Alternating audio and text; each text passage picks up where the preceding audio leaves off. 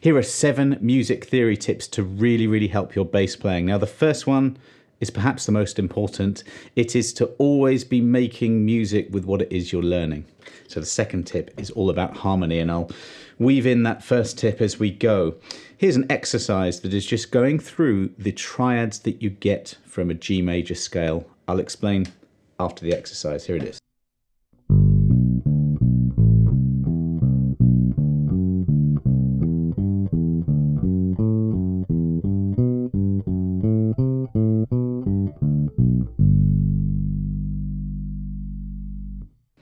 So above, I've written the chord symbols. We're playing arpeggios or triads, it's the same thing.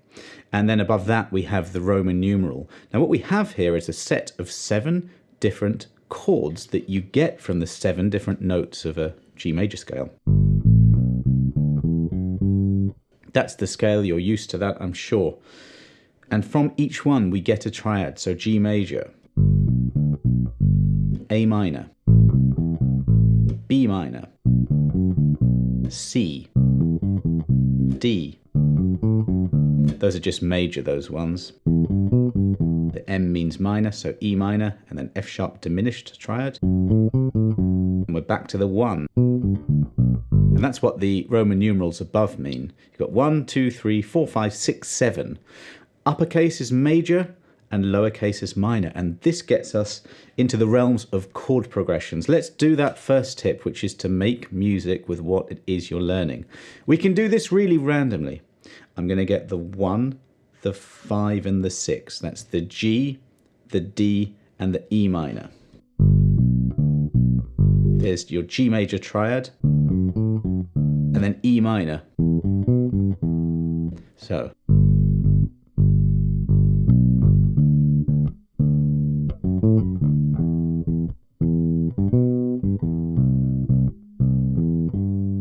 I went to the 4 there, the C, and that is something that you probably have heard before, a chord progression similar to that. Music is built around this sort of harmony. This is major scale harmony, but you can do this with any scale that you care to think of. Just a quick word from this week's sponsor. Well, I'm not big time enough to have a sponsor, but this is going to be sponsored by my music theory course. We harmonize the melodic minor, harmonic minor, major, minor scales. I teach you all different scales you need across the whole neck, triads, everything that you need to know about music theory for bass players, and more importantly, how to use that in your playing. If any of that interests you, you can go from complete beginner to complete pro. I will put a link below and you can check it out there. Tip number 3 is if you want to make your bass line sound a bit more sophisticated, learn how to relate a chord to a scale. So as I said before, all of music is based around chords, but those come from scales. So I've got an example here where we've got an F chord to a G chord. Now those chords come from the key of C. It's the 4 and the 5. And where we have a parent scale, which is C major in this example, we have a scale that's built on all of those different degrees of a major scale, and that's where we get into the realms of modes. So when you have a 4 chord, that's, in this case, it starts on an F. If you play all of the notes of C major starting on F, you get like a subset of the parent scale. We call that a mode. It's like a scale within a scale. And it's really fascinating. It gives us an entire new world of musical language. If we do that on G, we get a G mixolydian. That's the mode built on the 5th degree of the major scale.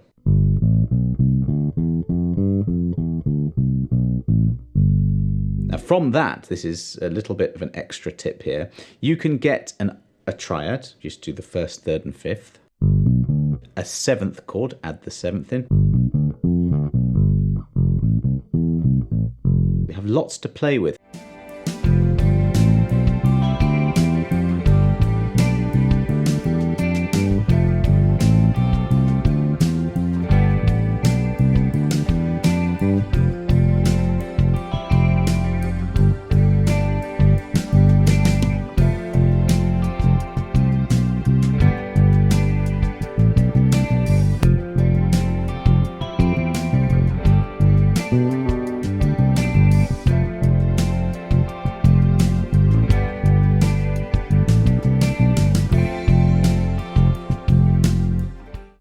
That's what I mean by creating more sophisticated bass lines.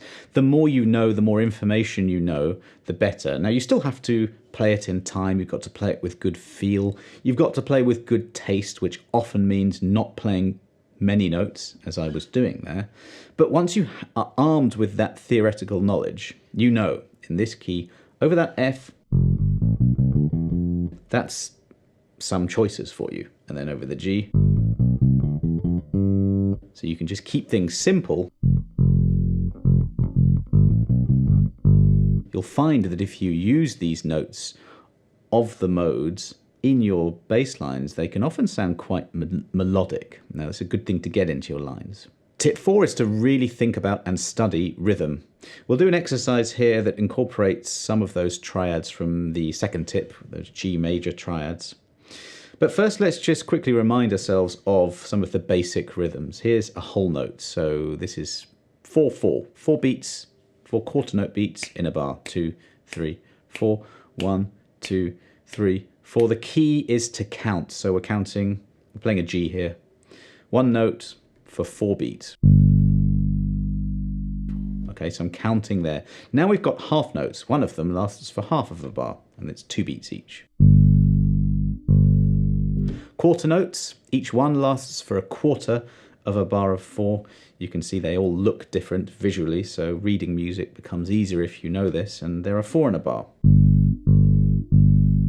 Eighth notes, double that, and you get eighth notes. Always tapping your foot to mark out the beats or nod your head or whatever you want to do.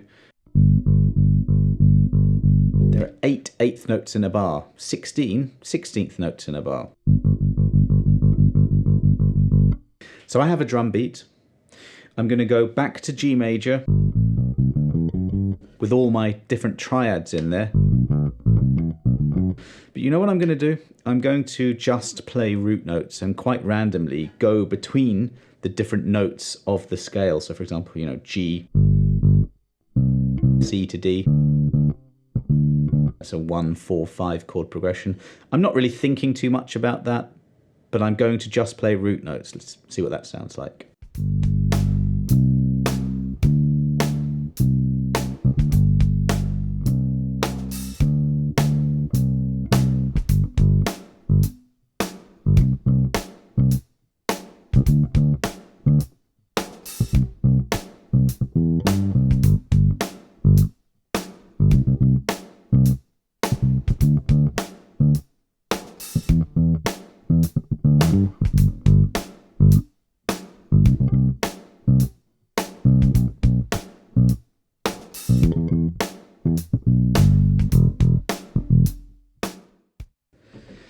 So by the end, I was using more 16th notes and some ghost notes, and just literally playing root notes. Every now and again, I was bringing out some of those triads. An E minor one at the end. But we're using rhythm, we're thinking about rhythm and the different types that you have, and incorporating it into practice and perhaps combining it with some of the harmony work as well. This is just one idea that you can use in your practice. I quite like that, killing 2 birds with 1 stone. Well, actually, maybe more, because playing with a drum beat, I'm working on timing as well. And that, you know, rhythm and bass players, we've got to master that. Tip 5, use the pentatonic scale for fills. And that's what I did at the end there. Now here we have the G major pentatonic scale. 1 octave would be this.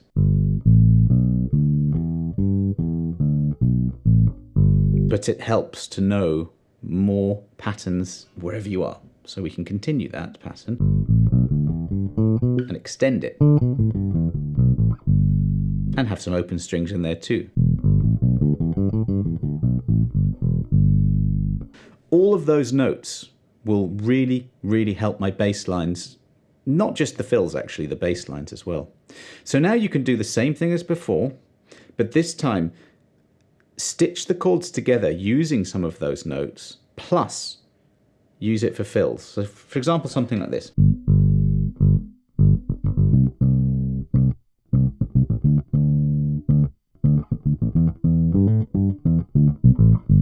Now the fill was clear, it was that bit at the end. all I was doing was using some of those notes from the G major pentatonic scale.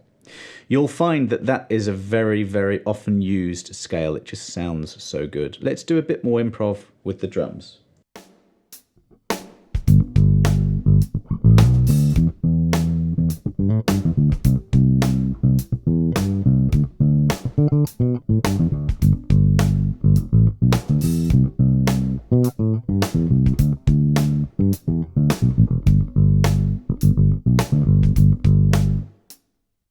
So I used the scale to go from one root note to the next in the chord progression. Now on that C, I just used some of the notes of that triad. This is going back to knowing your harmony.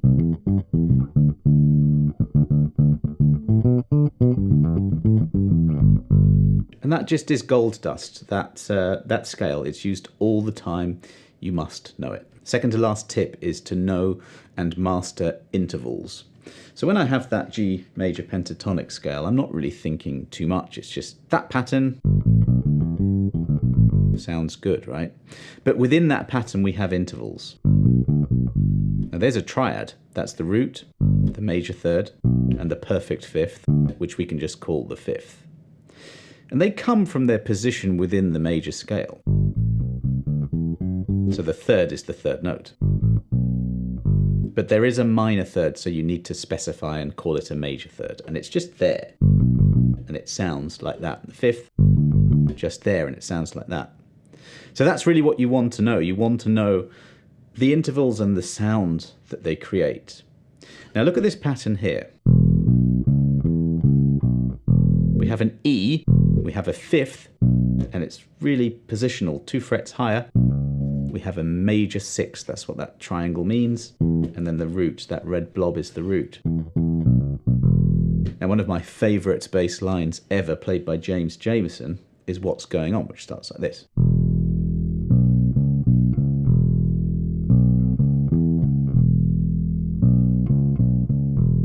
Now it's an E major chord, and over it, James Jameson is playing that pattern right there. After a while, and this is something you must do, you listen to music, you listen to bass lines, you recognize the same things playing out over and over again. And what you want to do is to anchor the sound to intervals. I've got a few other lines here that use exactly the same set of notes, the same intervals. They're in different keys, but so you've got What's Going On.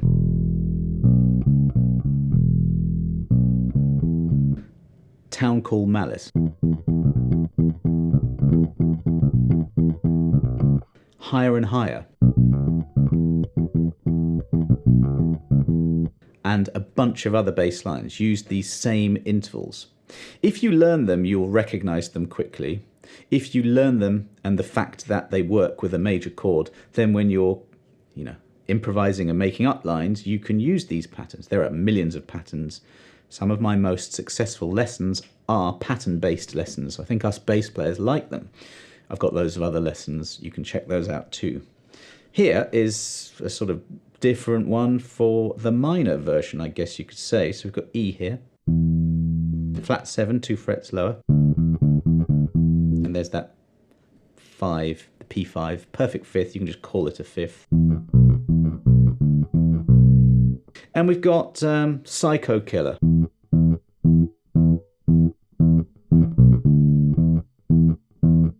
They're not in these keys, but I'm just doing everything on this E.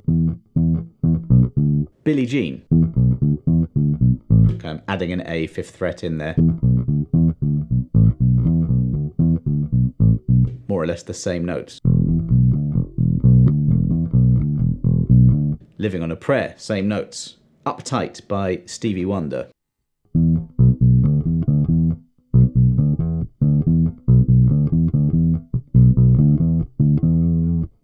So, you learn a pattern, you link it to intervals, of which you can just work out different patterns on the bass, link that to a sound, and so many bass lines use the same intervals over and over and over again. Yes, on different root notes, but they sound the same on different root notes, and this is an ear training tip if nothing else. Learn that, and bass line learning and improvising will become much easier. My final tip is to analyze music, preferably in all kinds of styles.